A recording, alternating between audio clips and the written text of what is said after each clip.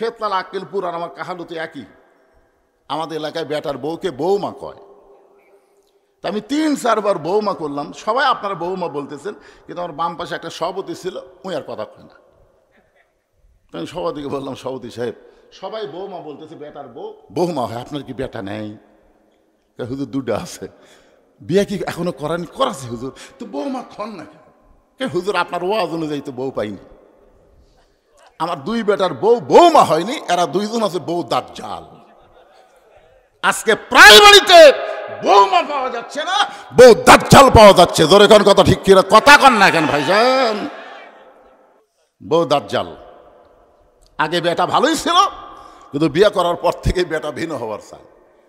একদিন বাপ মা বলতেছে, কে রে তোর তো আর কেউ নাই, আমরাই তোর বাপ মা, আমাদের ছেড়ে তুই ভিন্ন হওয়ার চাস কেন? বউ সবসময় কান গরম করে দেয়, তোমাদের সঙ্গে থাকতে পারবো না, আমি ভিন্ন হয়ে গেলাম। আপনারা বলেন তুই কার বুদ্ধিতে ভিন্ন হচ্ছে? বউয়ের বুদ্ধিতে। আপনারা বলেন যে বউ বাপ মা থেকে তার স্বামীকে ভিন্ন নিয়ে যায়, ওটা কি বউ মা হয় না বউ দাজ্জাল হয়? আপনাকে ঘরে ঘরে কোনটা বাসেন? দাজ্জাল বাসেন না মা বাসেন?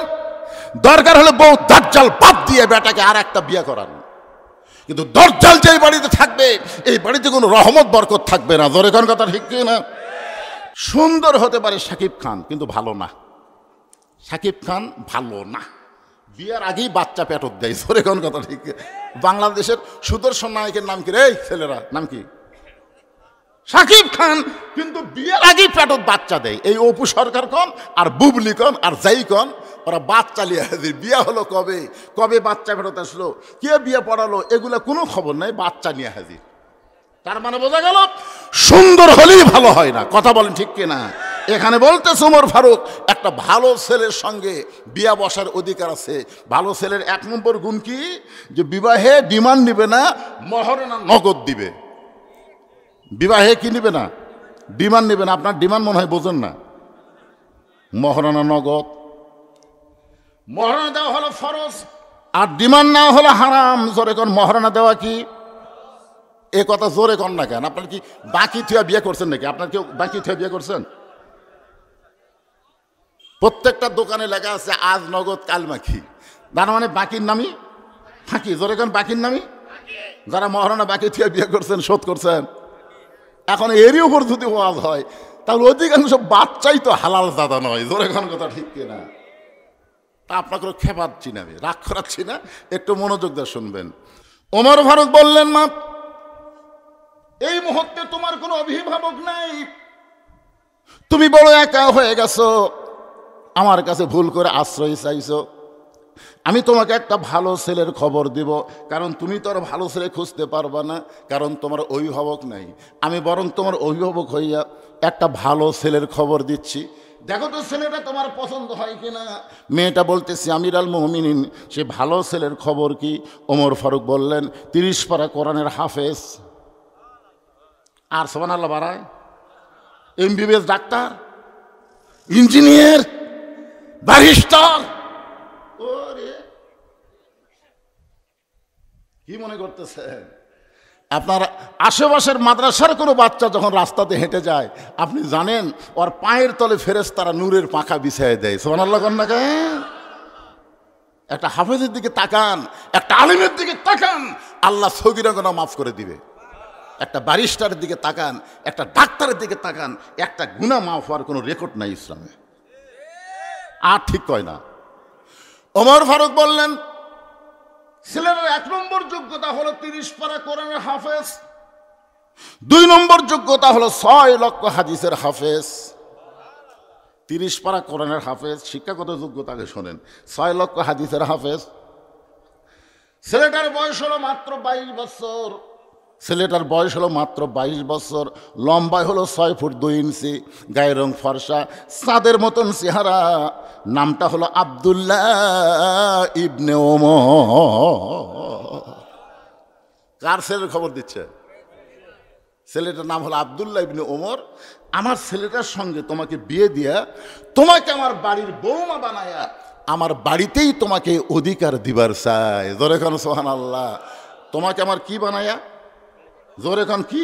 ওমর ফারুক বললেন, মা আমার আব্দুল্লাহর সঙ্গে তোমার বিয়াটা দিয়া তোমার বাড়িতে আমার বৌমা বানায়া আমার বাড়িতেই তোমাকে অধিকার দিবার চাই। মেয়েটা মুস্কি মুস্কি হাসতেছে বোরকার ভিতরে। ওমর ফারুক বলেন, মা আমার আব্দুল্লাহর সঙ্গে তোমার বিয়ে হবে, তুমি কিছুই বলতেছ না। মেয়েটা বলতেছে, আমির আল মুমিনিন, আপনি বলেন তো, একটা ভালো ছেলের সঙ্গে বিয়ে বসার অধিকার আমার আছে, আব্দুল্লাহর চাইতে ভালো কোনো ছেলে কি নাই? ওমর ফারুক বললেন, আমার দুই চোখে আব্দুল্লাহর চাইতে ভালো কোনো ছেলে আমার চোখে পড়ে না। মেয়েটা বলতেছে, তাহলে আমি একটা ছেলের নাম বলবো, দেখেন তো এই ছেলেটা আপনার চোখে কেমন লাগে। ওমর ফারুক চমকে উঠছে, কে? তাই 6 বছর বয়সে জেলত বন্দি হলো, 12 বছর জেলখানা থাকলো, আর সেই মেয়েটা ভালো ছেলের খবর দিবে।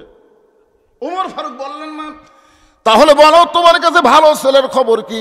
মেয়েটা বলতেছে, বাবার নাম হলো হযরত আলী, মায়ের নাম হলো খাতুনে জান্নাত ফাতেমা, নানার নাম হলো বিশ্বনবী মুহাম্মদ রাসূলুল্লাহ, তার নাতি হলো হোসাইন। এখন বলেন, আপনার আব্দুল্লাহ ভালো না হোসাইন ভালো? যেই বলতেছে, এখন আপনি বলেন আপনার আব্দুল্লাহ ভালো না হোসাইন ভালো? উমর ফারুক বললেন, মা সাইদুস শাবাবে আহলিল জান্নাহ হাসান হোসেন রাদিয়াল্লাহু তাআলা আনহুমা কাল রাসূলুল্লাহ, আল্লাহর নবী বলেছেন জান্নাতি যুবকদের সর্দার হবে 2 জন, একটা হলো হাসান আর একটা হলো হোসাইন। তাহলে যারা যুবক, এই যুবক যারা কোরআনের মাহফিল করতেছ, তোমরা কি হাসান হোসেনের জীবনী জানো? অথচ এই হাসান হোসেন হবে জান্নাতি যুবকদের সর্দার। তোমরা যদি জান্নাতে যাবার চাও, হাসান হোসেন সম্পর্কে জানার দরকার আছে না নাই? দরকার আছে না নাই? খালি কোরআনের মাহফিল করতেছ, কি জন্য হাসান, কি জন্য হোসাইন? আল্লাহ কেন বললেন লিয়াবলুয়াকুম আইয়ুকুম আহসান আহসানু আমালা? কেন বললেন? সঙ্গে ওমর ফারুক বললেন, মা তুমি যে হোসেনের কথা বলতেছ, আমার আব্দুল্লাহর চাইতে 1000 গুণ ভালো। মেয়েটা বলতেছে, তাহলে আপনার আব্দুল্লাহর চাইতে 1000 গুণ ভালো যদি হোসাইন হয়, সেই হোসাইন থাকতে আমি অন্য কোনো আব্দুল্লাহর সঙ্গে বিয়ে বসবো না। না, আপনি যখন বলেছেন ভালোর সঙ্গে বিয়ে বসার অধিকার আছে, তো ভালো থাকতে এটা কেন? ওমর ফারুক মেয়েটাকে নিরাপদ আশ্রয় দিলেন। পরন্তু বিকালবেলা হযরত আলীর দরজায় গিয়ে সালাম দিলেন, আসসালামু আলাইকুম ইয়া আহলাল বাইত। কোন বাড়ির দরজা দিয়ে সালাম দেওয়া কার সুন্নত? জোরে বলেন, কার সুন্নত? এটা কি ভোটের আগে না ভোটের পরেও?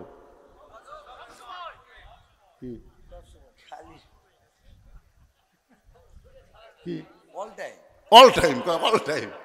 আমাদের এক নেতা গাড়ি চড়ে আসতেছে, আমার দেখা জিনিস তো, আমি অনেক কিছু যেটা দেখি সেটা ওয়াজের মধ্যে বলি। নেতা ড্রাইভারকে বলতেছে গাড়ি থামা। ড্রাইভার বলতেছে, স্যার কি জন্যে? বলো ওই যে মানুষ আসতেছে। ড্রাইভার বলতেছে, না স্যার ওরা তো ফকির। ভোটের আগে পাগলা, ফকির ওসা হামুতে। গাড়ি যেই ব্রেক করছে, নেতা গাড়ির থেকে নামা সালাম দিচ্ছে, আসসালামু আলাইকুম। ফকির খালি চারিদিকে তাকায়। নেতা বলতেছে, কি দেখেন? বলে, আমি দেখতেছি কাক সালাম দিলাম।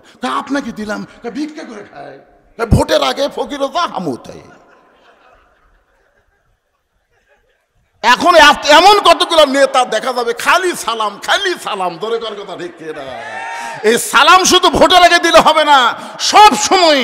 এমনকি বাড়ির দরজার যদি কোনো মানুষ নাও থাকে, তাও সালাম দেওয়া নবীর সুন্নাত। এমনকি কবরে কোনো জীবিত মানুষ নাই, তারপরেও কবরের ধার দিয়ে যাওয়া হলো সালাম দেওয়া নবীর সুন্নাত। জোরে করেন সুবহানাল্লাহ। আসসালামু আলাইকুম ইয়া আহলাল কুবুর। এই কবরবাসী যারা, তাদের উপর আল্লাহ রহমত বর্ষিত হোক। জোরে করেন সুবহানাল্লাহ। তাহলে জীবিত মানুষকেও সালাম দেওয়া যাবে। যদি দরজায় কোনো মানুষ না থাকে, তারপরেও বাড়িকে লক্ষ্য করে সালাম দেওয়া যাবে। কোনো মানুষ যদি জীবিত না থাকে, কবরস্থানেও সালাম দেওয়া যাবে। হযরত ওমর আলীর দরজায় গিয়ে সালাম দিয়ে বললেন, আম্মা সাইলা ফালা তানহার। হযরত আলী চমকে গেলেন, কারণ সালাম শুনি বুঝতে পারছে এটা উমর ফারুকের সালাম। কিন্তু এর পরে যে আয়াতটা পড়ল, বুঝতে পারছেন, আম্মা সাইলা ফালা তানহার। হযরত আলী দরজা খুলে বলতেছে, আমির আল মুমিনিন, আল্লাহ রহমত আপনার উপর বর্ষিত হোক। কবে থেকে ভিক্ষা শুরু করলেন? আপনি ফকিরের আয়াত কেন তেলাওয়াত করলেন? ওমর ফারুক বলে, আলী, আজকে আমার জীবনের সবচাইতে বড় বিপদ। তো বড় বিপদ হলে ইন্না লিল্লাহ পড়া লাগবে, জোরে কোন কথা ঠিক কিনা? ইন্না লিল্লাহি ওয়া ইন্না ইলাইহি রাজিউন। আপনি ফকিরের আয়াত কেন বললেন? ওমর বলতে সালিব, জীবনে কোনোদিন ঘটকালি করি নাই, আজকে প্রথম ঘটক হয়ে তোমার দরজায় তোমার হোসেনের ব্যাপারে আমি ওমর একটু ঘটকালি করবার চাই। আলী বললেন, আলহামদুলিল্লাহ, আপনার মতন মহান ব্যক্তি যদি ঘটক হয় তাহলে পাত্রী অবশ্যই ভালো হবে। আপনার বলেন তো, ঘটক যদি ভালো হয় পাত্রী খারাপ হবে? এ বাবা মুরব্বী, কি হয়েছে বাবা? হ্যাঁ হ্যাঁ, এইরকম বয়সের লোক ধরে নিয়ে যাও বাবা, ধরে নিয়ে যাও, অসুবিধা নাই তো, বয়স বেশি। আপনারা বলেন তো, সব বয়সে ওয়াজ শোনা লাগবে? এই জোরে কারণ সব বয়সে ওয়াজ শোনা লাগবে? ওনাকে আল্লাহ পেনশন দিয়ে দিছে, আল্লাহ দিয়ে দিছে। সরকারি চাকরি যারা করে বুড়া বয়সে তাদের চাকরি করা লাগে না, বসে থেকে বেতন দেয়। জোরে কারণ কথা ঠিক কিনা? সরকারি চাকরি বোঝেন আপনারা? বোঝেন, কিন্তু সরকারি বয়স বোঝেন না। আমি যুবকদের মাহফিল, যুবকদেরকে লক্ষ্য করে বলতেছি, একটু মনোযোগ দিয়ে শোনেন। হযরত আলী বলতেছেন, আপনার মতন মহান ব্যক্তি যদি হোসেনের ঘটক হয় তাহলে পাত্রী অবশ্যই ভালো হবে। ওমর ফারুক বললেন, 1 নম্বর গুণ হলো 6 বছর বয়সে ঈমান গ্রহণ করছে। পাত্রীর 2 নম্বর গুণ হলো 12 বছর ঈমানের পরীক্ষা দিয়েছে। সকালবেলা 3টা করে চাবুক, বিকালবেলা 3টা করে চাবুক মারছে, এরপরেও মেয়েটা ঈমান হারা হয় নাই। ওমর ফারুক বললেন, পাত্রীর 3 নম্বর গুণ হলো, আমার হাদিসের হাফেজ, কোরআনের হাফেজ আব্দুল্লাহর সঙ্গে বিয়ে দিবার চাইলাম, কিন্তু মেয়েটা আমার আব্দুল্লাহকে অ্যালাউ করে নাই। আলী তোমার হোসেনকে বড় পছন্দ করে, এখন বলো এমন মেয়েটাকে তোমার বেটার বউ করা যায়? আলী বলতেছে, আমির আল মুমিনিন, আমি মনে মনে মনে মনে এমন একটা মেয়ে খুঁজতেছিলাম। মনে মনে বেটার বউ খোঁজা যাবে, কিন্তু দেখে দেখে খোঁজা জায়েজ নাই। এখন কতগুলো বাপ খালি দেখে বেড়াচ্ছে। এ পর্যন্ত 19টা দেখছে। আমার কয়, হুজুর 19টা দেখলাম, পছন্দ হয়নি। আমি কইলাম, আবার বিয়ে করবেন? না হুজুর, নিজের জন্য নয় তো, বেটার জন্য। তো বেটা বিয়ে করবে, আপনি দেখে বেড়াচ্ছেন? কিভাবে দেখেন? কয়, লায়া ছেড়ে হাত ধরে কয়, মা দেখি তো তোমার হাতটা দেখি, মা দেখি তোমার চুল দেখি, মা এই হাত আর চুল দেখবার যায় যায় ওই লুচ্চা হয়ে গেছে, ওই আরো দেখবি। জোরে কোন কথা ঠিক কিনা? লালে ফেরা শালা লুচ্চা হয়ে গেছে। বিয়ার আগে বেটার জন্যও যা, বাপের জন্যও তাই। খুব মনোযোগ দেবেন, বিয়ার আগে ছেলের জন্য যা, বাবার জন্যও তাই। একটু মনোযোগ দিয়ে শুনবেন। আলী বলতেছে, এমন একটা মেয়ে আমি মনে মনে খুঁজতেছিলাম। ওমর ফারুক বলেন, আলী তুমি যে মেয়েকে খুঁজতেছিলা সেই মেয়ের খোঁজ যখন আমি দিলাম, এখন বলো কি? বলে, আমার পক্ষ থেকে আমি 100 ভাগ রাজি। বিয়া দিবে কার সাথে? এ কথা কন না কেন? ঘটকালি কার সাথে হচ্ছে? 100 ভাগ রাজিকে ওমর ফারুক বুকের মধ্যে নিয়ে বলতেছেন, আল্লাহুম্মা জিদ মুহাব্বাতান লিল্লাহি ওয়া লিরাসূলিহি। ওমর ফারুক আলী যখন কোলাকুলি করতেছে, এমন সময় হোসেন ঘর থেকে বের হয়ে বলতেছে, আসসালামু আলাইকুম। 2 মুরব্বী, আপনার 2 জন যেভাবে কোলাকুলি করতেছেন মনে হয় বিয়ে আপনারাই করবেন। ওমর ফারুক বলে, হোসেন আমরা 2 জন তোমার মুরব্বী, তুমি কি মুরব্বী মানো না? হোসেন বলতেছে, আপনার 2 জন আমার মুরব্বী আমি জানি, কিন্তু আসল মুরব্বী হিসাবে আমি শুধু একজনকেই মানি। দুনিয়াতে যতই মুরব্বী হোক, কোন মুরব্বী মানা যাবে না, একমাত্র মুরব্বী হলো মুহাম্মদ রাসূলুল্লাহ। ধরে বলেন কথা ঠিক কি না? আজকে তাবলীগেরা 2 মুরব্বী ধরছে, থেকে 2 দল হয়ে গেছে। এক মুরব্বী, আতিউল্লাহ ওয়া আতিউর রাসূল। এরপরে বলা হয়েছে উলিল আমরি মিনকুম, এখানে তো বলা হয়নি আতিউ উলিল আমরি মিনকুম, এখানে আল্লাহ বলে নাই। কুল হে রাসূল আপনি বলেন, ইন কুনতুম তুহিব্বুন আল্লাহ ফাত্তাবিউনি, কেউ যদি আমি আল্লাহকে ভালোবাসতে চাই, আমার গোলাম হতে চাই, তাহলে তার একটাই মাত্র আমল, ফাত্তাবিউনি, আপনাকে গ্রহণ করতে হবে। রাসূল ছাড়া চোখ বন্ধ করে কাউকে মানা যাবে না। জোরে কোন কথা ঠিক কিনা কথা বলেন? ওমর ফারুক বলে, হোসেন তুমি কি বলবার চাও? হোসেন বলতেছে, আপনার 2 জন আমার মুরব্বী, আমি আপনাদের সম্মান করি, কিন্তু আসল মুরব্বী হিসাবে আমার নানাকেই শুধু আমি মানি। ওমর ফারুক বলে, হোসেন তুমি একটু সুন্দর করে বোঝায় বলো। হোসেন বলতেছে, কয়েকদিন আগে আমি স্বপ্নে দেখলাম আমার নানা ঘরের মধ্যে আরাম করতেছে, আমি হুসাইন দরজা গিয়ে বললাম, নানু ভাই আমি একটু ঘরের মধ্যে যাবার চাই। আমার নানা বলতেছে আমি জান্নাতে আরাম করতেছি, এখন দরজা খোলা যাবে না। আমি হুসাইন চমকে গেলাম, যেই নানা আমার ভাঙ্গা ঘর থেকে কথা বলতেছে আর সেই নানা জান্নাতে আরাম করতেছে। দরজা না খুললে কি হবে, জানলার একটা ফাঁক দিয়ে আমি তাকায় দেখি আমার নানি উরাতকে বালিশ বানিয়ে দিছে। সেই উরাতের ওপর আমার নানা মাথা দিয়ে শুয়ে আছে। নানি আমার চুলের মধ্যে বিলকি কাটতেছে। আমি রাগ করে বললাম, নানু ভাই নানির উরাতকে বালিশ বানায় শুয়ে থাকলে কি জান্নাতে থাকা যায়? আমার নানা বলে, হোসেন রে তুই ছোট্ট মানুষ, তুই বুঝবি না। তোর নানির মতন বউ যদি কেউ ঘরে পায়, ওই ভাঙ্গা ঘরটা আল্লাহর জান্নাত হয়ে যায়। তোর নানির মতন বউ যদি কেউ ঘরে পায়, ওই ঘর ভাঙ্গা হলেও আল্লাহর জান্নাত হয়ে যায়। তাহলে দুনিয়াতে আপনার ঘর যদি জান্নাত বানাবার চান, ভালো একটা বইয়ের দরকার আছে না নাই? জোরে কোন আছে না নাই?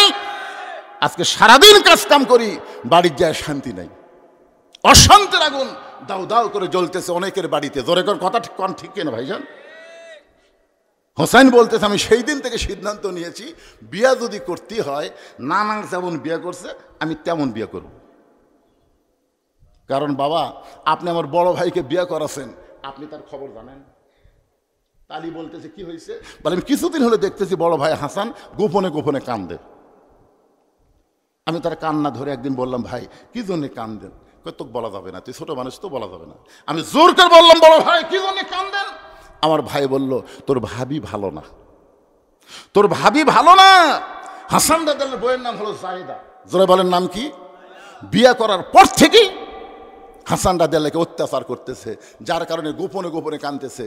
আজকে যারা ঘরের মধ্যে খারাপ বউ আছে, তাদের গোপনে গোপনে কান্না আছে না নাই? জোরে কান আছে না নাই? আমার ভাই যেমন ঠকছে বিয়ে করে, আমি আমার ভাইয়ের মতন ঠকতে চাই না। আমার নানা যেমন জিতেছে, আমি নানার মতন বউ চাই। জোরে কান সুবহানাল্লাহ। দৌড়ে গিয়া বাবার হাত ধরে বলতেছেন, বাবা আপনি সত্যি করে বলেন তো, আমার মা আপনার কেমন বউ ছিল? আপনি যেমন আমার মাকে বউ করে শান্তি পাইছেন দুনিয়ায়, আমার নানা যেমন বিয়ে করে শান্তি পাইছে দুনিয়ায়, আমি হোসাইন তেমন একটা মেয়েকে বিয়ে করতে চাই। ওমর ফারুক বলে, হোসাইন আমি যে মেয়েটার ঘটকালি করতেছি বাবা, ওই মেয়েটাকে তুমি বিয়ে করো। তোমার নানির মতন তোমার নানা যেমন বউ পাইছে, তোমার বাবা তোমার মাকে যেমন বউ পাইছে, তেমন একটা বউ পাইবা। হোসেন বলতেছে, আপনার কথা মতো আমি বিয়ে করতে পারবো না। উমর ফারুক বললেন, তাহলে কি বলতে চাও? হোসেন বলতেছে, আমি মনে মনে সিদ্ধান্ত নিয়েছি, আমি এমন একটা মেয়েকে বিয়ে করব যে মেয়েটা আমার 3টা প্রশ্নের উত্তর দিবার পারবে। জোরে কান সুবহানাল্লাহ। উমর ফারুক বলে, আলী হোসেন যে 3টা প্রশ্ন করবে, এই প্রশ্ন সম্পর্কে তোমার জানা আছে? আলী বলতেছে, আমি জীবনের প্রথম শুনলাম। উমর ফারুক বলে, আমিও তো প্রশ্ন জানি না, যেই প্রশ্ন আমিও জানি না তুমিও শোনো নাই, সেই প্রশ্নের উত্তর মেয়েটা কেমনে দিবে? আমার ঘটকালে আল্লাহ কবুল করে নাই। উমর ফারুক কানতে কানতে মেয়েটা যেই ঘরের দরজায় গিয়ে বলতেছে, মা আমার আব্দুল্লাহকে বিয়ে কর, তোর জীবন শান্তিময় হয়ে যাবে। মেয়েটা বলতেছে, আমার কোনো আপত্তি নাই, কিন্তু আপনাকে একটা বার বলতে হবে আব্দুল্লাহ হোসেনের চাইতে ভালো। শুধু একটাবার যদি বলেন আব্দুল্লাহ হোসেনের চাইতে ভালো, তাহলে আমার কোনো আপত্তি নেই। ওমর ফারুক বলে, আমি কেমনে বলবো মা, কারণ হোসাইন আব্দুল্লাহর চাইতে 1000 গুণ ভালো, তাহলে হোসাইন ভালো থাকতে খারাপ আব্দুল্লাহকে আমি বিয়ে করতে পারবো না। ওমর ফারুক বললেন, মা হোসেন সেই মেয়েটাকে বিয়ে করবে যে 3টা প্রশ্নের উত্তর দিবার পারবে। এখন তুমি বলো, তুমি কি 3টার উত্তর দিবার পারবা? যেই প্রশ্ন আমি উমর কোনোদিন শুনি নাই, যেই প্রশ্ন তার বাবা কোনোদিন জানে না, তাহলে তুমি কেমনে উত্তর দিবা? মেয়েটা বলতেছে, আমিরাল মুমিনিন হোসেন কি 3টা প্রশ্ন করবে আমি জানি না, তবে আমার ঈমান বলতেছে আমি না পারলেও আমার আল্লাহ পারাবে। বর্তমানে গোটা বাংলাদেশ ওয়াজ করে, যেইটুকু বুঝতে পারতেছি আমার ঈমান বলতেছে আগামীতে আল্লাহর কোরআন বাংলাদেশের সংসদে দেখা যাবে। ঈমান ঈমান ঈমান। আপনাকে ঈমানের খবর কি? এই মাশাআল্লাহ, বোঝা গেল এখানেও ঈমান ভালো আছে, কারণ এখনো পুরাপুরি বুঝে বলি নাই, তাতে তাকবীর শুরু হয়ে গেছে। লিল্লাহে তাকবীর। কি বুঝতেছেন? সেই জেলায়, আগামীকাল আর এক জেলায়। আমি গতকাল ওয়াজ করছি নওগাঁ জেলার শেষ প্রান্তে রাজশাহী শুরু, তার আগের দিন ওয়াজ করছি দিনাজপুরের নবাবগঞ্জ।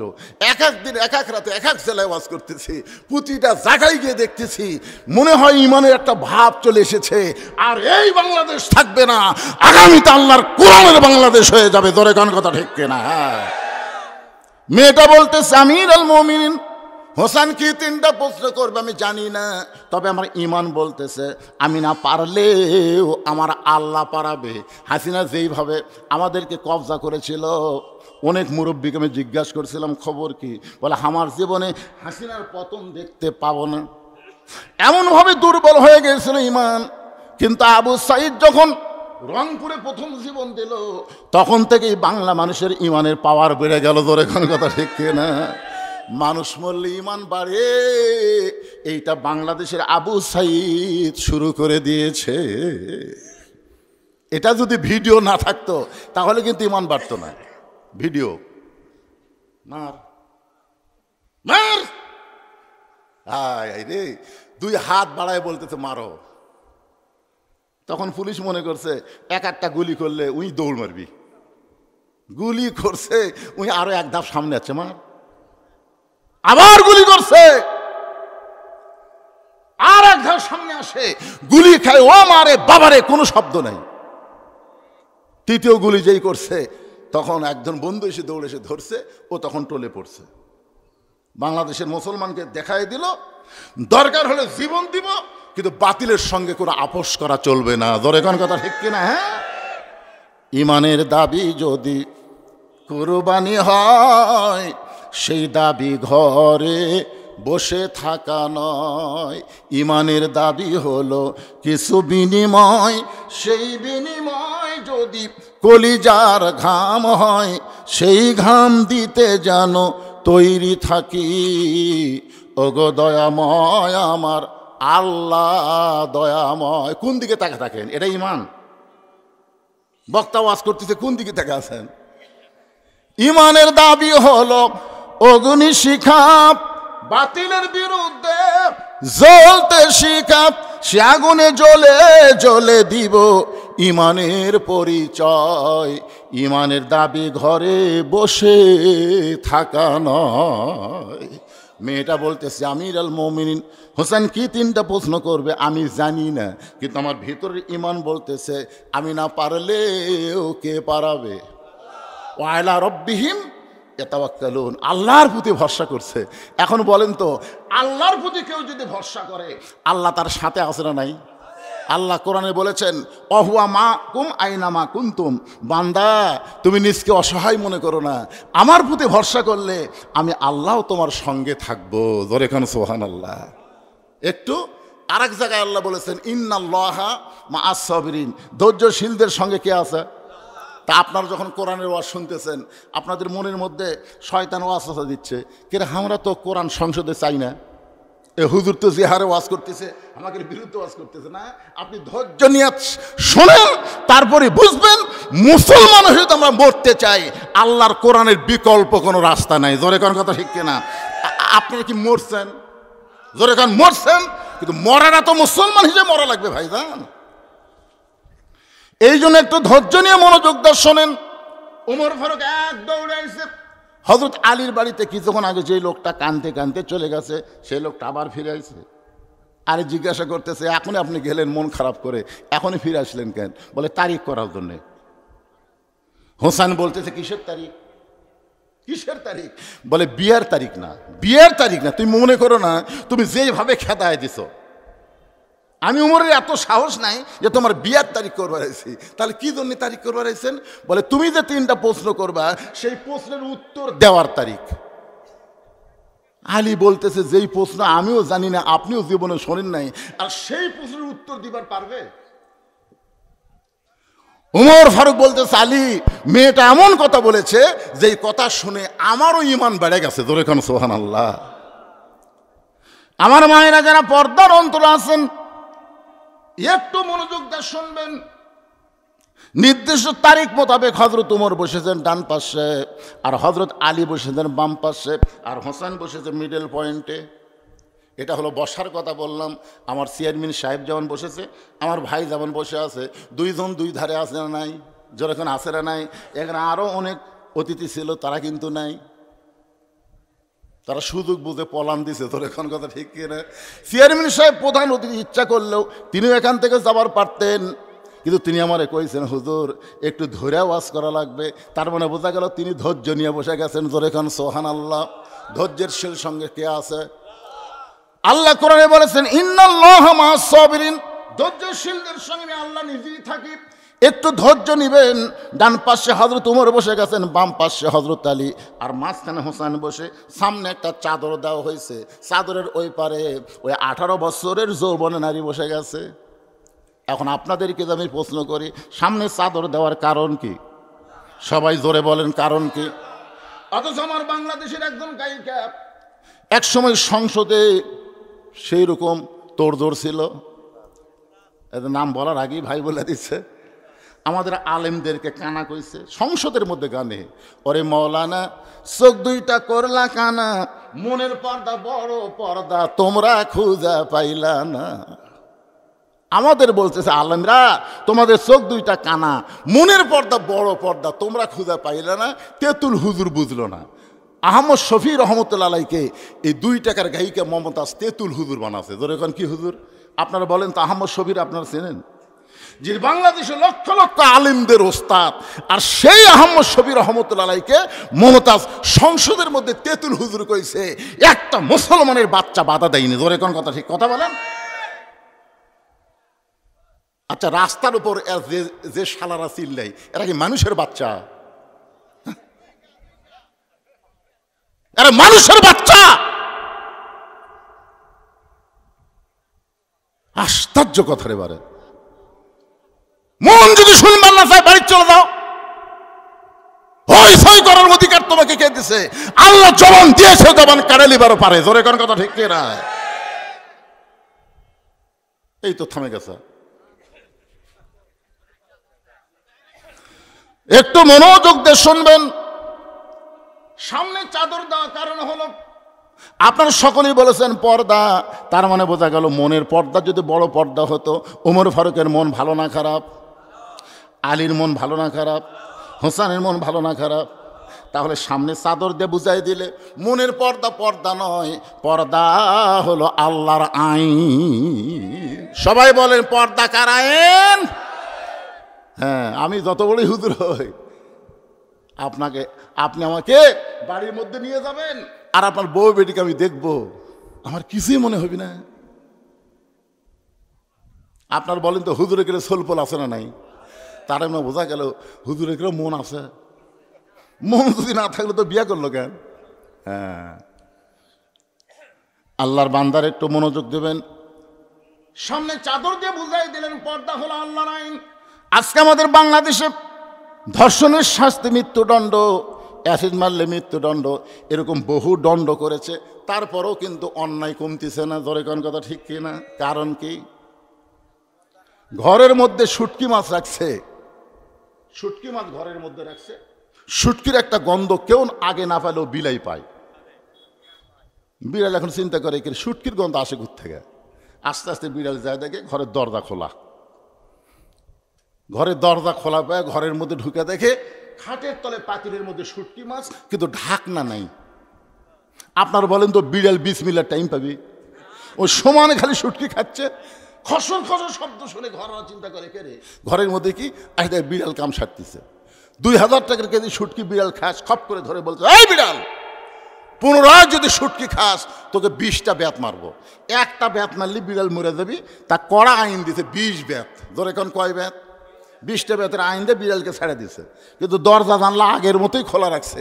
আপনার বলেন তো, এই 20টা ব্যাতের কথা শুনে বিড়াল কি শুটকি খাওয়া বন্ধ করবে?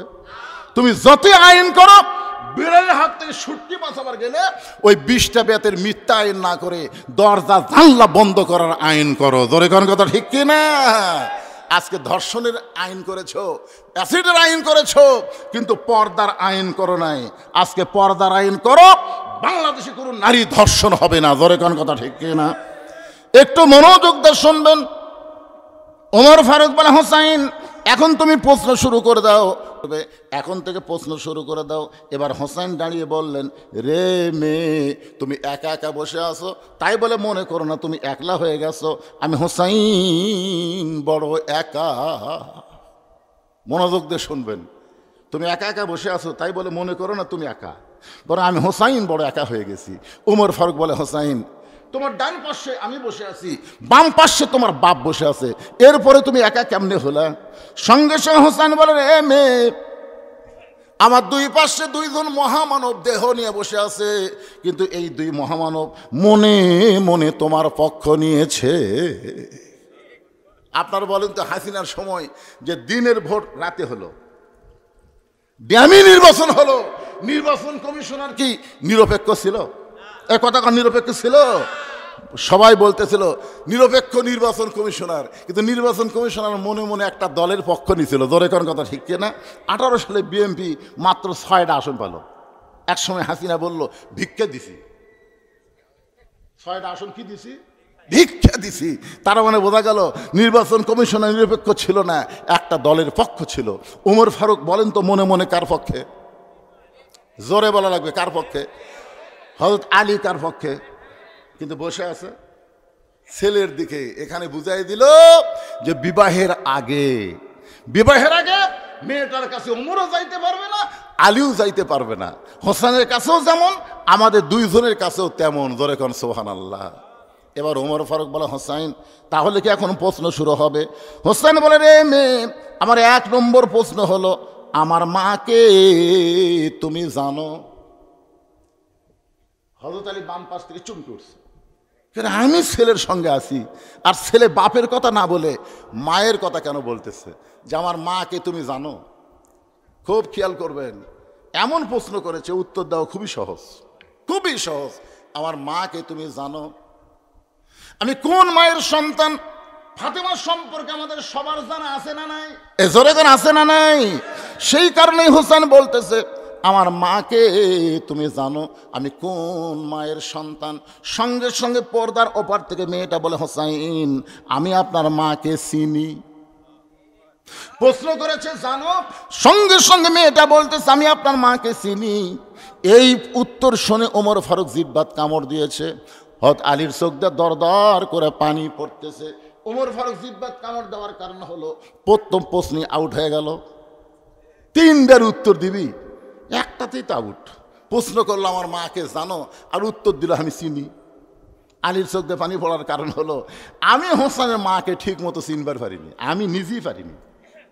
এত বছর সংসার করার পরেও আমি হোসেনের মাকে পুরোপুরি চিনতে পারিনি। চোখ দিয়ে দর দর করে পানি পড়তেছে, আর মেয়েটা বলতেছে, হোসেন, আমি আপনার মাকে চিনি। কিন্তু 3 বিচারক কেউ কোনো কথা বলতেছে না। একসময় মেয়েটা বলে, হোসেন, আপনি প্রশ্ন করলেন, আমি উত্তর দিলাম, উত্তর হলো কি হলো না, 3 বিচারকের 1 বিচারকও কিছুই বলেন না। উমর ফারুক বলতেছে, কেমনে হবে? তোমাকে প্রশ্ন করলো কি, আর তুমি উত্তর দিলে কি? হোসেনের মা ফাতেমা সম্পর্কে দুনিয়ার সমস্ত মানুষ জানতে পারে, কিন্তু চিনতে পারে এই খবর কেউ বলতে পারবে না। বেপর্দা নারী যারা, সমাজের সবাই চিনবে তারা। জোরে কোন কথা ঠিক কিনা? আপনার গ্রামত কার বউ কেমন সুন্দর, এটা আপনার বলে পারবেন তো? পারবেন না? 4-5 জন এক জায়গায় বসে সব বাহাস লাগছে, কে রে, আমাকে পাড়ার মধ্যে সবচেয়ে সুন্দরী বউ কার রে? তখন বলতেছে উমুকের। না না না, তুই ঠিক মতো দেখিসনি, ওই পাড়ার ওর বউ সবচেয়ে সুন্দর। তাহলে তোমরা তোমার পরে বউ সুন্দরের কথা বলতেছে কেমনে?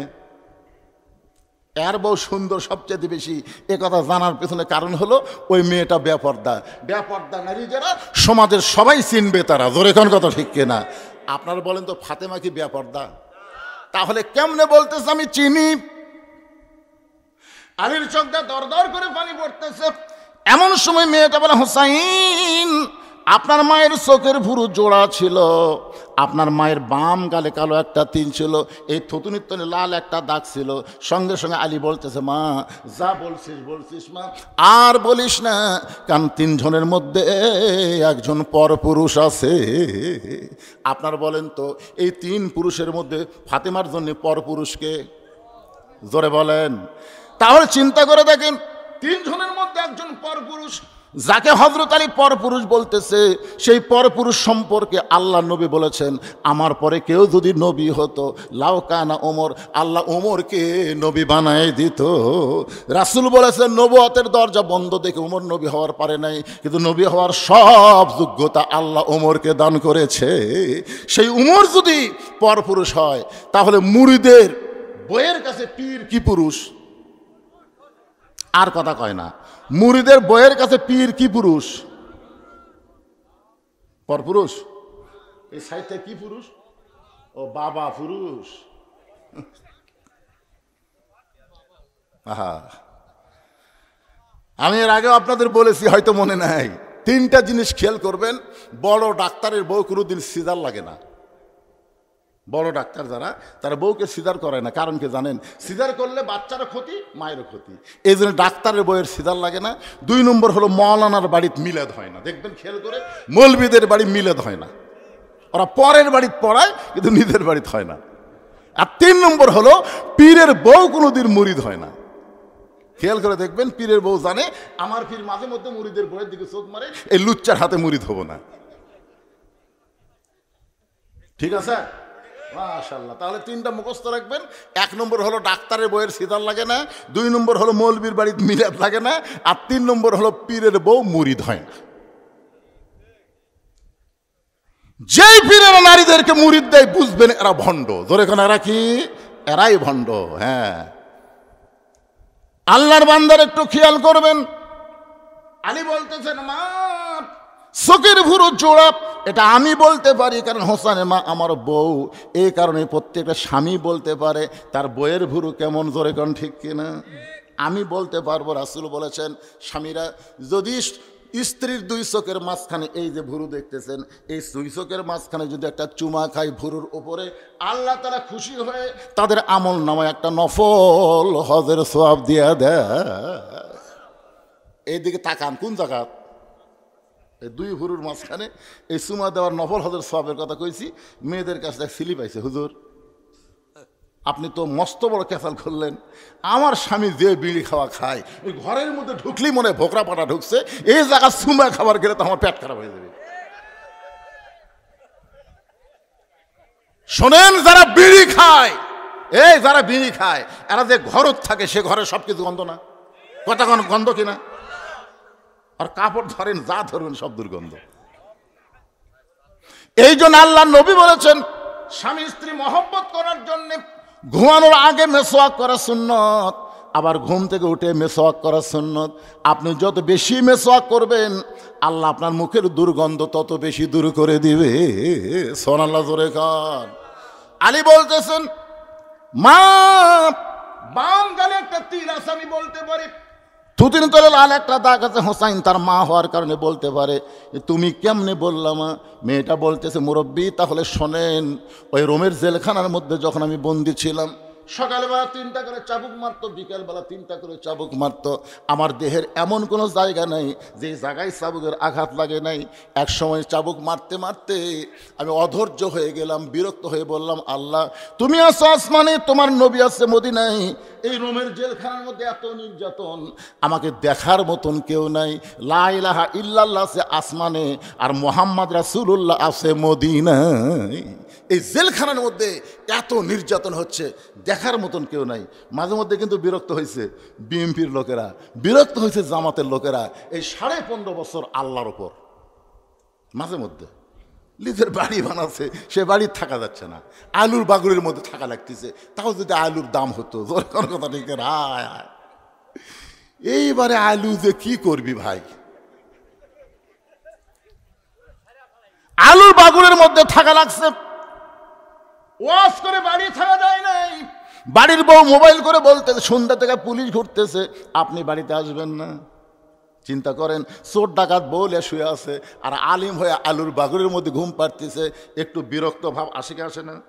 গাজার মুসলমান কিন্তু মাঝে মধ্যে বিরক্ত হয়, আল্লাহ ইসরায়েলি ইহুদিরা আমাদের পাখির মতন হত্যা করতেছে, তুমি কখন সাহায্য করবে? মাতা নাসরুল্লাহ, তোমার সাহায্য কখন হবে? আল্লাহ কোরআনে বলেন, ওয়ালা নাবলুওয়ান্নাকুম বিশাইয়্যিম মিনাল খাউফি ওয়াল জুই ওয়া নাকসিম মিনাল আমওয়ালি ওয়াল আনফুসি ওয়াস সামারাতি ওয়া বাশশিরিস সাবিরিন। আল্লাহ ধরে না ধরে না ধরে না, ধরলে ছাড়ে না। এতদিন হাসিনা ধরেনি ধরেনি ধরেনি, আমরা মনে করতেছিলাম আল্লাহ কয় 41 সাল লাগবে না রে, 24 সালের মধ্যে আমি আল্লাহ এমন ধরা ধর্ম। আল্লাহর ওলি বলেছিল 12 কোটি মুসলমান গাছের গোড়া না দিবে আর দিল্লির মামু বাড়ি গিয়ে পড়বা। তোর এখন কথা ঠিক কিনা? আল্লাহর ওলির কথা 100 ভাগ সত্য হয়ে গেছে। সুবহানাল্লাহ হবেন না ভাই? একটু মনোযোগ দিয়ে শুনবেন। মেয়েটা বলতেছে, মুরব্বী হযরত আলীকে লক্ষ্য করে বলতেছে যে আমি বিরক্ত হয়ে বললাম, আল্লাহ তুমি আছো আসমানে, নবী আছে মদিনায়, এই জেলখানায় এত নির্যাতন আমাকে করতেছে, আমাকে দেখার মতন তো কেউ নাই। এ কথা বলে কাঁদতে কাঁদতে যখন ঘুমায় গেছি, ওই ঘুমের ঘরে আমি স্বপ্নে দেখতে পাই আমার শিয়রের পাশে নূরের একটা পুতুলি বসে কাঁদতেছে। আমি বললাম, কে গো আপনি? জান্নাতের হুরি না বেহেশতের পরি? আমার মাথায় হাত দিয়ে বলে, মা আমি জান্নাতের হুরিও না বেহেশতের পরিও না, আমি হলাম জগৎ বিখ্যাত মা ফাতেমা। আমি তখন ওই ঘুমের অবস্থায় স্বপ্নে তার চেহারার দিকে তাকালাম, কিছুই দেখতে পাইলাম না। যতটুকু দেখতে পাইলাম ভুরু 2টা জোড়া, বাম গালে কালো একটা তিল, থুতুনির তলে লাল একটা দাগ দেখেছি, এর বাহিরে আর কিছুই দেখতে পাই নাই। সঙ্গে সঙ্গে হোসেন বলে, রে মেয়ে, 1 নম্বর প্রশ্নের উত্তর যেমন আশা করেছিলাম তার চাইতে 100 গুণ তুমি সুন্দর উত্তর দিয়েছ। লিল্লাহে তাকবীর। ওমর ফারুক বলতেছে, আমার ঘটকালে আল্লাহ কবুল করছে। হোসেন বলতেছে, এত সহজ না, 3টা প্রশ্নের উত্তর দিলে বিয়ে করব, নচেত আমি বিয়েই করব না। ওমর ফারুক বলে, হোসাইন তাহলে এখন 2 নম্বর প্রশ্ন শুরু করো। ইজাব আসাবাতুহুম মুসিবাতুন ক্বালু, সকলে পড়েন ইন্না লিল্লাহি ওয়া ইন্না ইলাইহি রাজিউন। যে আয়াতকে সামনে নিয়ে আলোচনা করতেছি ভাইজান, যখন বিপদ আপদ মুসিবত তোমাদের সামনে আসবে, আল্লাহ দোয়া শিখে দিয়েছেন বেশি বেশি তোমরা ইন্না লিল্লাহর আমল করবে। ইন্না লিল্লাহর আমল হলো এই দুনিয়াতে থাকা যাবে না, যতই বড় বড় বাড়ি তৈরি করো এখানে থাকার কোনো সুযোগ নাই, আমাদের সবাইকেই যাওয়া লাগবে। ধরে কোন ঠিক কি না? কোন বনেরই পাখি তুমি আইলারে কোন বনে, আবার কোন বনেতে যাইতে হবে পড়ছে নাকি মনে। হোসাইন বলে, রে মেয়ে, আমার 2 নম্বর প্রশ্ন হলো 6 বছর বয়সে তুমি ইমানটা কেমনে পাইলা? কারণ তোমার দাদা খ্রিস্টান, তোমার বাবা খ্রিস্টান, যেই দেশের জেলখানায় বন্দি ছিলা ওই দেশের সবাই খ্রিস্টান, তাহলে খ্রিস্টানদের মধ্যে 6 বছর বয়সে তুমি ইমানটা কেমনে পাইলা? এটাই হলো আমার 2 নম্বর প্রশ্ন। উমর ফারুক চমকে উঠছে, যেই প্রশ্ন আমি উমর করার কথা মেয়েটাকে, সেই প্রশ্ন আমি উমর করতে পারি নাই। প্রশ্ন করেছে কে? জোরে খান, প্রশ্ন করেছে কে? 6 বছর বয়সে তুমি ইমানটা কেমনে পাইলাম? সঙ্গে সঙ্গে মেয়েটা বলে, হোসাইন 6 বছর বয়স ইমান কেমনে পাইলাম যখন শুনতে চান তাহলে শোনেন। আমি দুনিয়ার সাধারণ কোনো ঘরে জন্মগ্রহণ করি নাই, আমার দাদা হলো রোম সম্রাট কাইসার। আমি দুনিয়ার সাধারণ কোনো ঘরে জন্মগ্রহণ করি নাই, আমার দাদা হলো রোম সম্রাট কাইসার। যেই বলেছে রোম সম্রাট কাইসার, ওর চমকে উঠছে, ও রে বাবা রে। মেয়েটা বলতেছে, 6 বছর বয়স আমি যখন অন্দরমহলে ছিলাম, আমার দাদা আমার ঘরে গিয়ে বলতেছে, নাতনি আজকে রোমের রাজ দরবারে খেলা হবে, তুই কি খেলা দেখতে যাবি? আপনারা বলেন তো, ছোটো ছোটো বাচ্চারা খেলা পছন্দ কম করে না বেশি করে? এই জন্য ছোটো ছোটো বাচ্চাদের হাতে মোবাইল দেবেন না। আপনাদের অনুরোধ করতেছি, এই ছোটো ছোটো বাচ্চাদের হাতে মোবাইল যদি দেন, এই মোবাইল ছাড়া ভাত খাবি না। হ্যাঁ, মোবাইল ছাড়া ভাত খাবি না, মোবাইল ছাড়া আর কান্না বন্ধ হবে না। তাই আপনাদের অনুরোধ করি, ছোট ছোট বাচ্চারা যদি একবার মোবাইলের গেম বুঝতে পারে তাহলে আর আপনি ওকে মানুষই করতে পারবেন না। জোরে কোন কথা ঠিক করে কথা বলেন? হ্যাঁ, ছোট ছোট বাচ্চারা খেলা পছন্দ করে। এই জন্য আমার দাদা যখনই বললো আজকে রোমের রাজদরবারে খেলা হবে, তুই কি খেলা দেখতে যাবি? আমার দাদা বিকেলবেলায় খেলা দেখার কথা বলে আমাকে রাজদরবারে নিয়ে আসলো। আমি 6 বছর বয়সে ইমানটা কেমনে পাইলাম? একটু আপনারাও মনোযোগ দিয়ে শোনেন। আমি দাদার সিংহাসনের পাশে ছোট্ট একটা চেয়ারে বসে বললাম, বসার পরেই বললাম, দাদা খেলা দেখার কথা বলে আপনি নিয়ে আসলেন, খেলাটা কোন জায়গায়? আমার দাদা বলে, ওই যে তাকায় দেখ। মেয়েটা বলে, হোসাইন। আমি লক্ষ্য করে দিকে একটা মানুষের কালো কাপড় দিয়ে চোখ দুইটা বাঁধা, শুধু কালো কাপড় দিয়ে চোখ বাঁধে নাই, তার হাত দুইটা রশি দিয়ে বাঁধা, তার পা দুইটা লোহার শেকল দিয়ে আটকানো হয়েছে।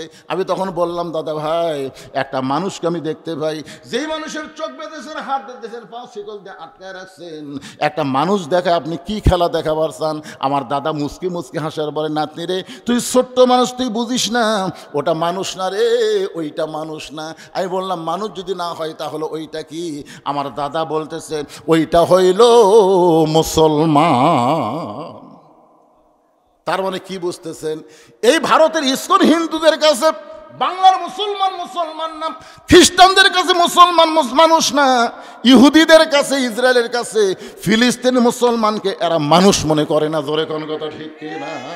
কিয়ামত পর্যন্ত ইহুদি, খ্রিস্টান, হিন্দুরা আমাদেরকে মানুষ মনে করবে না। বিধর্মীরা কোনোদিন মুসলমানকে মানুষ মনে করে না, মনে করে এরা আলাদা জাত। অথচ আল্লাহ কোরআনে বলেছেন, অমাইয়াবতাগি গায়রাল ইসলাম দীনান ফালা ইউকবালা মিনহু। আল্লাহু আকবার। আচ্ছা, এই যুব মাহফিলের কমিটি নাই? আচ্ছা শোনেন, এই কমিটি নাই, তাহলে এরা কি করতেছে?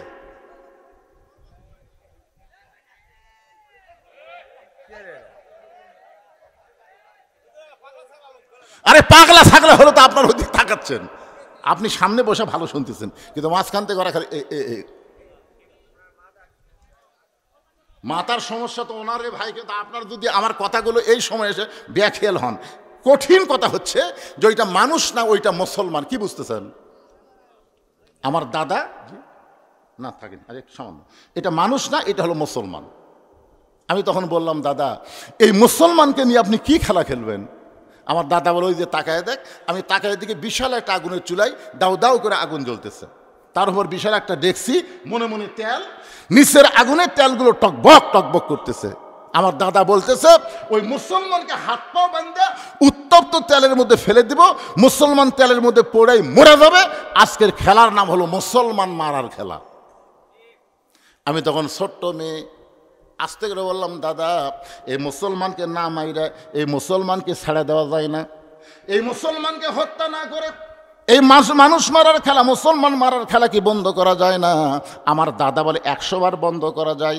ওই মানুষটা যদি একটা বারের জন্য বলে আল্লাহ রাসূল মানি না, ওই মুসলমান খালি একটা বারের জন্য বলবে আল্লাহ রাসূল মানি না, তাহলে চোখের বাঁধন খুলে দিব, হাতের বাঁধন খুলে দিব, পায়ের শিকল খুলে দিব। আমি ছোট্ট মেয়ে আস্তে আস্তে মুসলমানের কি কাছে বললাম, মুসলমান তোমার চোখ দুইটা বেঁধে রাখছে বলে তুমি দেখবার পাচ্ছ না, তোমার হাত বেঁধে রাখছে, পাও বেঁধে রাখছে, তুমি দৌড় মারবার পারতেছো না। তুমি কি জানো আমার দাদা তোমাকে হত্যা করার জন্য আগুনের চুলার মধ্যে তেল গরম করতেছে, উত্তপ্ত তেলের মধ্যে তোমাকে ফেলে হত্যা করবে। ও মুসলমান, তুমি যদি বাঁচতে চাও খালি একটা বারের জন্য বলো আল্লাহ রাসূল মানি না, খালি একটা বার বলবা আল্লাহ রাসূল মানি না, আমার দাদা তোমাকে ছাইড়া দিবে। সঙ্গে সঙ্গে মুসলমান বলল, মা তুমি ছোট্ট মানুষ, তোমার কাছে জীবনের দাম বেশি, কিন্তু একজন মুসলমানের কাছে জীবনের চাইতে ঈমানের দাম বেশি। আপনার যারা বসে আছেন ভাইজান, আপনাদের কাছে জীবনের দাম বেশি না ঈমানের দাম বেশি? কাদের কাছে ঈমানের দাম বেশি? দুই হাত আল্লাহরে দেখান, লিল্লাহে তাকবীর। হ্যাঁ, এই জীবন যত চেষ্টাই করেন এই জীবন বাঁচাবার পারবেন না, যত চেষ্টায় আপনি করেন, কিন্তু আপনি একটু চেষ্টা করলে আপনার ঈমানকে আপনি বাঁচাবার পারবেন। বর্তমানে আমাদের বাংলাদেশে ঈমান হরণের চক্রান্ত চলতেছে, জোরে কোন কথা ঠিক কিনা? এই যুব শক্তিকে অপশক্তিতে রূপান্তর করার জন্য ঈমান হরণের নানা ধরনের চেষ্টা চলতেছে। ভাই যখন বলেছে দরকার হলে জীবন দিব কিন্তু ঈমান হারা হব না, রোম সম্রাট কাইসার দাঁড়িয়ে বলে, এই সৈন্যরা আর দেরি করা যাবে না, আর হাত পা বাঁধা অবস্থা আগুনের চুলার মধ্যে ফেলে দাও। মেয়েটা বলতো, হোসাইন যখন আমার দাদা হুকুম করলো হাত পা বাঁধা অবস্থায় উত্তপ্ত তেলের মধ্যে ফেলে দাও। এখন আমি তখন বললাম, দাদু ভাই এই মানুষ মারার খেলা আমি দেখবো না, আমি চলে যাই। আমার দাদা বলতেছে, খেলা দেখার জন্য তোকে নিয়ে আইছি, খেলা দেখাই লাগবে। জোর করে যখন আমার বাম হাতটা ধরে রাখলো আমার দাদা, জোর করে যখন আমার হাতটা ধরে রাখলো, আমি তখন কি করব, বাধ্য হয়ে আমি বসে বললাম। আমি তাকায় দেখি ওই মুসলমানকে উত্তপ্ত তেলের দিকে নিয়ে যাচ্ছে। মুসলমান একটা বারও পিছু টান দেয় না, বীরের মতন সামনের দিকে যায়। সুবহানাল্লাহ কর না কেন? আশ্চর্য হয়ে গেলাম। আর কিছু দূর যাওয়ার পরেই এই মুসলমানকে উত্তপ্ত তেলের মধ্যে ফেলে দিবে। তারপরে মুসলমান হেঁটে হেঁটে যখন চুলার দিকে যায়, আমাদের বাংলাদেশে যাদেরকে ফাঁসি দেওয়া হয়েছে তাদের ব্যাপারে শুনে দেখবেন, ওই যে জল্লাদ একটা বের হয়েছিল শাহজাহান, জোরে বলেন নাম কি? জল্লাদ শাহজাহান বলেছে তাদেরকে যখন ফাঁসির মঞ্চের দিকে নিয়ে যাওয়া হয়, তারা বীরের মতন হেঁটে হেঁটে গেছে, কেউ পিছন দিকে একবারও তাকাই নাই।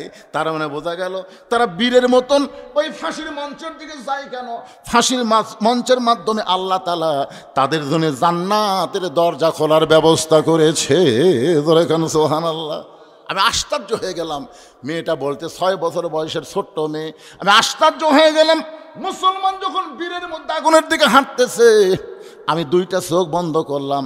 একটা জীবন্ত মানুষকে উত্তপ্ত তেলের মধ্যে ফেলে দিবে, আমার দাদা বাম হাত ধরে আছে, আর ডান হাত দিয়ে আমি দুইটা চোখ চেপে ধরলাম। একটা মানুষ মরার দৃশ্য আমি দেখব না। আমি যখন দুইটা চোখ ডান হাত দিয়ে চেপে ধরেছি, এমন সময় মধুর একটা কলেমা আমার কানের মধ্যে ঢুকে গেল। ওই মুসলমান উত্তপ্ত তেলের একটু আগে গিয়ে পড়া শুরু করলেন, লা ইলাহা ইল্লাল্লাহু মুহাম্মাদুর রাসূলুল্লাহ। সকলে বলি সাল্লাল্লাহু আলাইহি ওয়াসাল্লাম। মেয়েটা বলে, হোসাইন, এই কলেমা আমার কানের মধ্যে দিয়ে ঢুকে আমার কলিজার মধ্যে ঢুকে গেল। এই মধুর কলেমা আমাকে এমন ভালো লাগলো, জীবনের প্রথম শোনার পরে কানে শুনেছি, কলিজার মধ্যে জায়গা দিয়েছি। তখন কলেমা কলিজার মধ্যে জায়গা পায়, আমার যদিও চোখ ঢাকা, তারপরও আমি দেখতে পাই। ধরে কোন সুবহানাল্লাহ।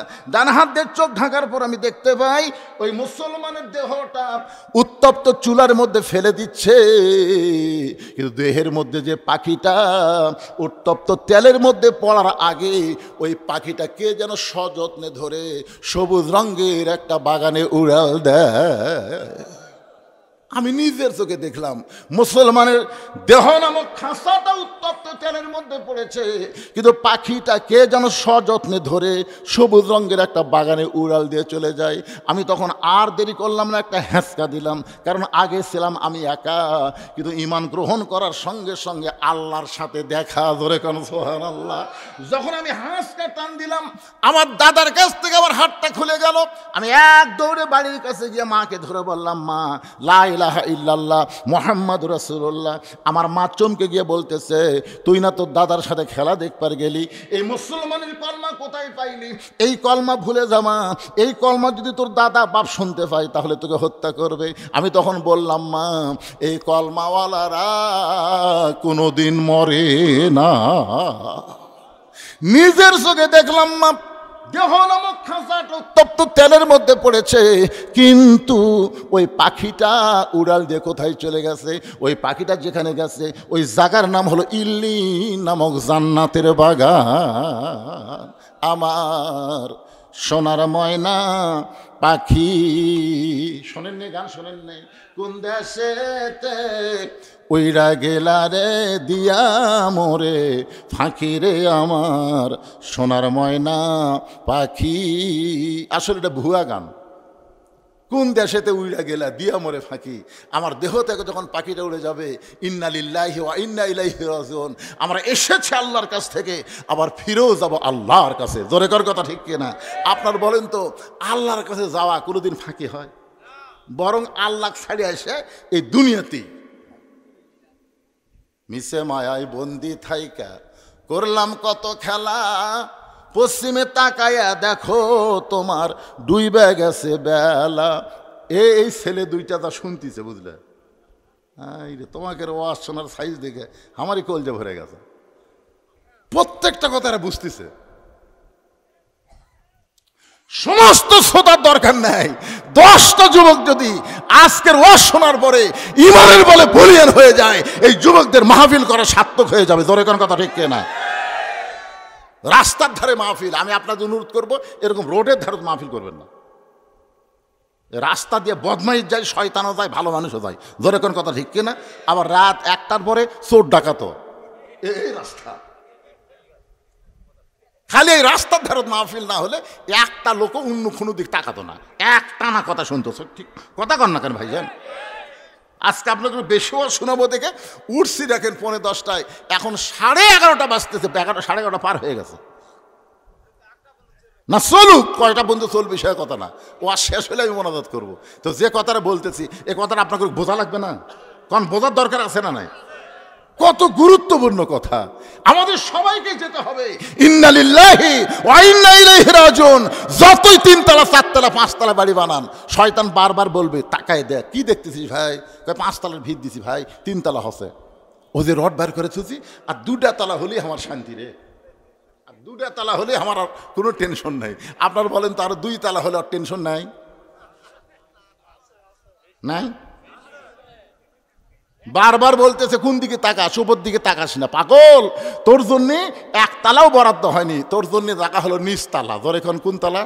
নিচতলা মানে কি? মাটির নিচে থাকার চিন্তা করছেন? মাটির নিচে থাকার চিন্তা করছেন? ইজা আসাবাতহুম মুসিবাতুন ক্বালু ইন্না লিল্লাহি ওয়া ইন্না ইলাইহি রাজিউন। আয়াতকে সামনে নিয়ে আপনাদের সামনে আলোচনা করতেছি। মেয়েটা বলে, হুসাইন, আমি এক দৌড়ে চলে আসলাম মায়ের কাছ থেকে আমার দাদার কাছে। আয়েশা দিকে আমার দাদা সমস্ত সৈন্যদেরকে নিয়ে হাসতেছে, শাহবাগের মিছিল করতেছে। আমাদের বাংলাদেশে যখন কোনো ফাঁসি হতো তখন শাহবাগে ওরা গিয়ে মিছিল করতে, তোর এখন ঠিক কিনা? মানে একটার ফাঁসি হতি আর একটা কয় ফাঁসি চাই। আল্লামা সাইদি হুজুরের জন্য ফাঁসির মিছিল করছে এই বাংলাদেশে যিনি 50 বছর কোরআনে হক তাফসীর করছে, তার ফাঁসির জন্য এই বাংলাদেশে যারাই মিছিল করেছে, আর যাই হোক এদের জন্ম ঠিক নাই। জোরে কথা কন না কেন ভাইজান? ফাঁসি চাই। এই সালাউদ্দিন কাদের বিএনপির একজন নেতা, তাকে অন্যায় ভাই ফাঁসি দিছে। তার ছেলে হুম্মাম কাদের চৌধুরী একদিন একটা টক শোয়ে বলল যে কি কারণে তার বাপকে ফাঁসি দিল, কি কারণে দিল। অত কথাকে এক ওয়াজে বলা যায়? একটু মনোযোগ দিয়ে শোনেন। আসে দেখে দাদা সৈন্য নিয়ে আনন্দ করতেছে, মুসলমান মরে গেছে, মুসলমান পুড়ে গেছে, মুসলমান শেষ হয়ে গেছে। এমন সময় নাতি বলতেছে, কানার ভাগ্যে ধন মিলে না, সামনে পড়ে আছে সোনা, কানা দেখতে পায় না, মাটি মনে করে ফাইলা দেয়, হাতে তুলে নেয় না, কানার ভাগ্যে ধন মিলে না। সামনে পড়ে আছে সোনা, কানা দেখবার পাই, মাটি মনে করে ফেলে দেই, কিন্তু কি ফেলে দিল? কানার ভাগ্যে ধন মিলে না। দাদা চিল্লা বলে, নাতনি রে তুই কি বলবার চাস?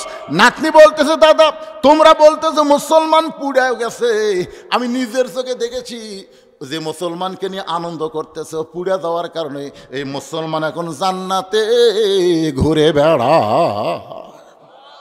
তোমরা কানার জন্যে ধন মিলবে না। তোমরা বলতেছো মুসলমান পুড়ে গেছে, মুসলমান পুড়িছে, মুসলমানের খাঁচা ফুটতেছে।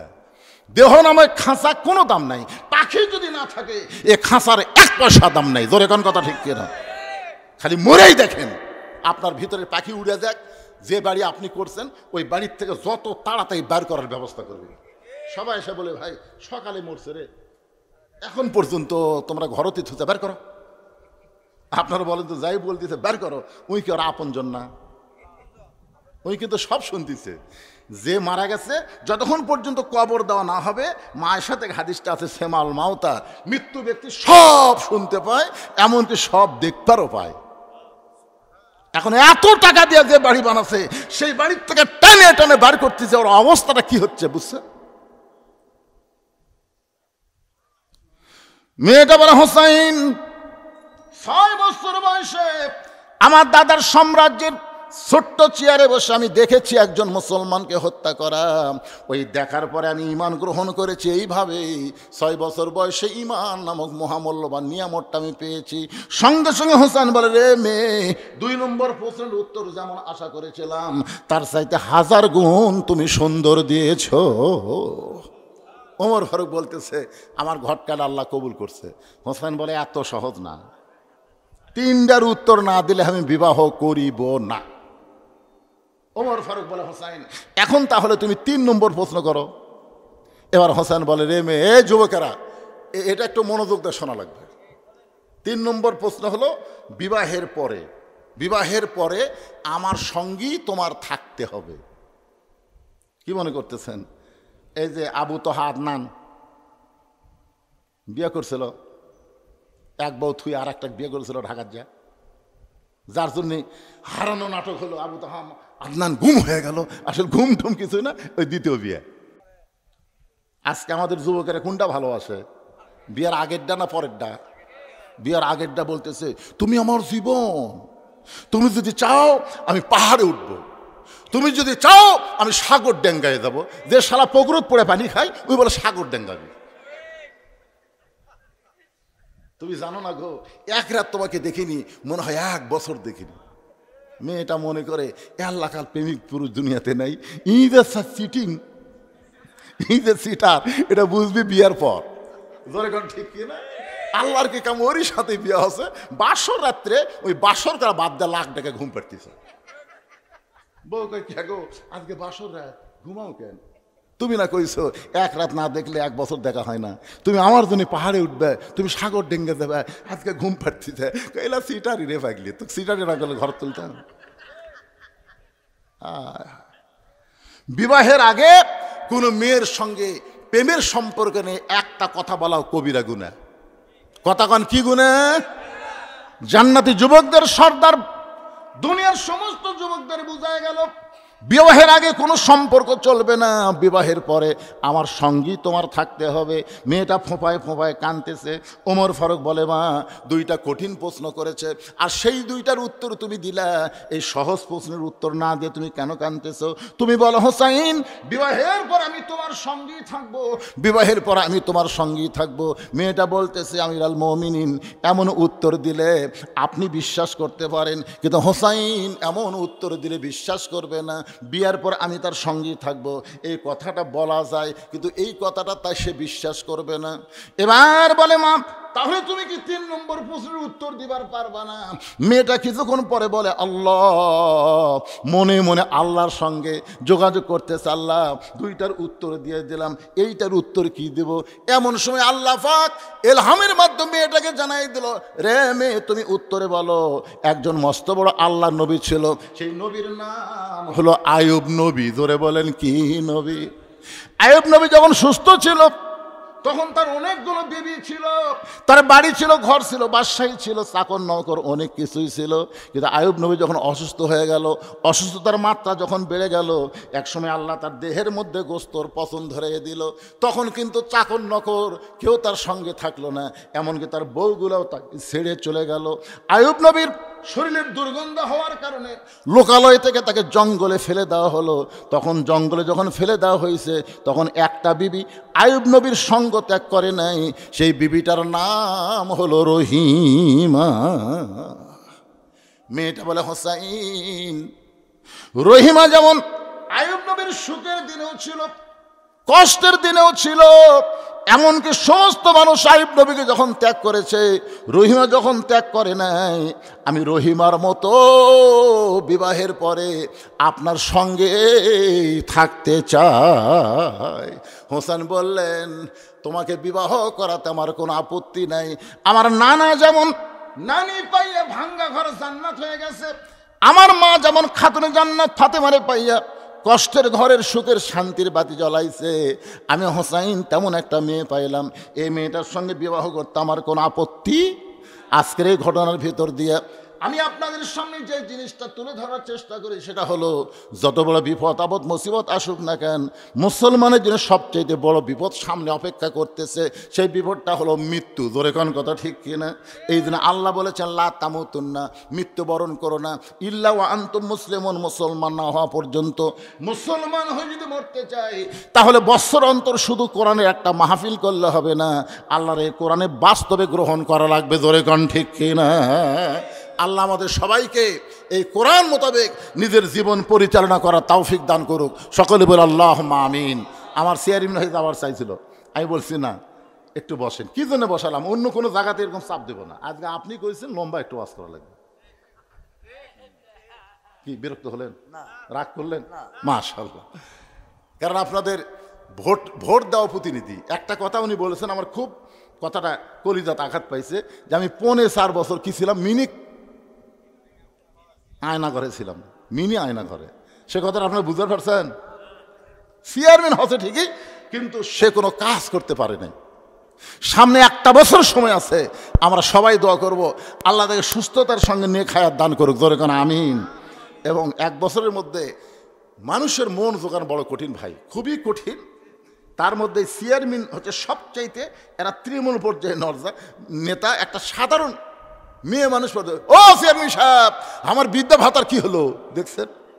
চেয়ারম্যানে কিন্তু যাই তাই ধরে, ধরে করার কথা ঠিক কিনা? এমপি কেউ ধরা পারে না, মন্ত্রী কেউ ধরা পারে না, কিন্তু এইগুলো নেতা সবাই ধরে। তাই ভাইটাকে বললাম 1 বছরের মধ্যে আপনি পারবেন কিনা আল্লাহ ভালো জানে, তবে পারার মতন যেন তৌফিক দান করে, ধরে কান আমিন। মুরব্বি, ও মুরব্বি বসেন, এখন দোয়া হবে, বসেন, আর ওয়াজ নেই, এখন দোয়াটা করে দেন বাবা। জীবনের শেষ দোয়া হতে পারে আজকের মাহফিলের দোয়াটা, আমার আপনার জীবনের শেষ দোয়া হতে পারে, ধরে কোন ঠিক কিনা? এই জন্য সকলে ইস্তেগফার বলেন, আস্তাগফিরুল্লাহ রব্বি মিন কুল্লি জামবে ওয়া তুবু ইলাইহি, আস্তাগফিরুল্লাহ রব্বি মিন কুল্লি জামবে ওয়া তুবু ইলাইহি, লা হাওলা ওয়ালা কুওয়াতা ইল্লা বিল্লাহিল আলিয়্যিল আযীম, আল্লাহুম্মা আমিন। আল্লাহুম্মা আনতাস সালাম আমিনকাস সালাম, তাবারাকতা ইয়া যাল জালালি ওয়াল ইকরাম। আয় আল্লাহ তাআলা, তোমার যে যুবকেরা আজকে জান্নাতের বাগান লাগাইছে আল্লাহ, এই যুবকদের মধ্যে অনেকে প্রবাসে আছে, সেখান থেকে মাহফিলের খরচ বাবদ তারা অনেক টাকা দিয়েছে। আয় আল্লাহ, এলাকার সমস্ত যুবক সহ যারা প্রবাসে আছে, তাদের চেষ্টায় আজকের এই জান্নাতের বাগান লেগেছে। মেহেরবানি করে আজকের জান্নাতের বাগানের ওসিলায় দেশে এবং দেশের বাইরে যত যুবক আছে, সব যুবককে কোরআনের যুবক, নামাজি যুবক হিসেবে আল্লাহ তুমি কবুল করে নাও। মাহফিলের শুরু থেকে শেষ পর্যন্ত যতটুকু আলোচনা হয়েছে আল্লাহ, এর মধ্যে যদি ত্রুটি হয়, ভুল হয়, মাফ করে দাও। এর যা হাদিয়া মঞ্জুর করো, সোনার মদিনায় নবী পাকের রওজা মোবারকে আল্লাহ কবুল করে নাও। তামাম আম্বিয়াই কেরাম, আসহাবে কেরাম, উম্মাহাতুল মুমিনিন, শহীদ শহীদান, জান্নাতুল বাকি, জান্নাতুল মাওয়া সহ পৃথিবীর যত গোরস্থানে যত মুমিন মুমিনা শুয়ে আছে আল্লাহ, সকলের কবরকে জান্নাতের টুকরা কবুল করো। আমরা যারা হাত তুলেছি, আমাদের জনম দুঃখিনী মা যাদের কবরে গেছে, একটাবার চোখ বন্ধ করে দেখেন, কত ছোট্ট একটা নাম মা। এই নামের মধ্যে কি মধু, যাদের মা নাই তারাই বুঝতেছে। দাঁত থাকতে মানুষ দাঁতের মূল্য দেয় না, চোখ থাকতে মানুষ চোখের গুরুত্ব বোঝে না। বাপ মা যতদিন দুনিয়াতে থাকে, সন্তান বাপ মাকে বুঝতে পারে না। বাপ মা যদি মারা যায়, তখন বুঝবেই জন্মে তার দরদের আর দুনিয়াতে কেউ নেই। এই দরদের বাপ মা যাদের কবরে গেছে আল্লাহ, মেহেরবানি করে বাপ মার কবরকে জান্নাতের টুকরা বানিয়ে দাও। আল্লাহ গো, আমাদের দাদা দাদি, নানান আত্মীয় স্বজন যারা কবরে গেছে, কবরবাসীদের মাফ করে দাও। আজকের মাহফিলের সম্মানিত সভাপতি দয়কে আল্লাহ তুমি কবুল করো। আজকের মাহফিলের প্রধান অতিথিকে আল্লাহ তুমি কবুল করো। বিশেষ করে আখেরি মোনাজাতে আমাদের সঙ্গে সামিল হওয়ার কারণে আল্লাহ তাকে তুমি কবুল করে, আল্লাহ জনগণের খাদেম হিসাবে তাকে তুমি কবুল করে নাও। ও দরদে আল্লাহ, আমি গুনাহগার বলে দোয়া ফিরাই দিও না আল্লাহ। এতগুলো মানুষের মধ্যে যার 2 হাত পছন্দ হয়, সেই 2 হাতের ওসিলায় আজকের মাহফিলকে কবুল করো। আমার মা বোনদেরকে কবুল করো। আবিদা সালেহা পর্দানিশী কবুল করে মা ফাতেমার চরিত্র দান করে দাও। আমি সহ আমাদের মধ্যে যারা অসুস্থ আছে আল্লাহ, সুস্থতার নিয়ামত দান করে দাও আল্লাহ। খাস করে এই পশ্চিম বারৈলের যুব সমাজকে আল্লাহ তুমি কবুল করো। প্রত্যেক বছর এমন করে কোরআনের একটা বাগান যেন তারা লাগাতে পারে, এমন ইমানি শক্তি এদেরকে দান করে দাও আল্লাহ। আজকের মাহফিলে হাজী সাহেবদের আল্লাহ কবুল করো, আলেমদেরকে আল্লাহ কবুল করো, মুরব্বীদের আল্লাহ কবুল করো, যুবকদেরকে আল্লাহ কবুল করো, এমনকি কচি কচি বাচ্চারাও আওয়াজ শুনতেছে আল্লাহ, তাদেরকে কবুল করো আল্লাহ। কে কোন নিয়তে হাত তুলেছে আল্লাহ, সকলের নেক নিয়ত, নেক আশাকে তুমি কবুল করো।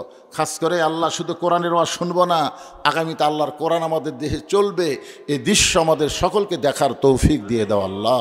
সুবহান রাব্বিকা রব্বিল ইজ্জাতি আম্মা ইয়াসিফুন ওয়া সালামুন আলাল মুরসালিন আলহামদুলিল্লাহি রব্বিল আলামিন। ওয়াজাল আখিরাতি কালিমাতুনা ইনদাল মাউত। সকলে পড়েন লা ইলাহা ইল্লাল্লাহু মুহাম্মাদুর রাসূলুল্লাহ।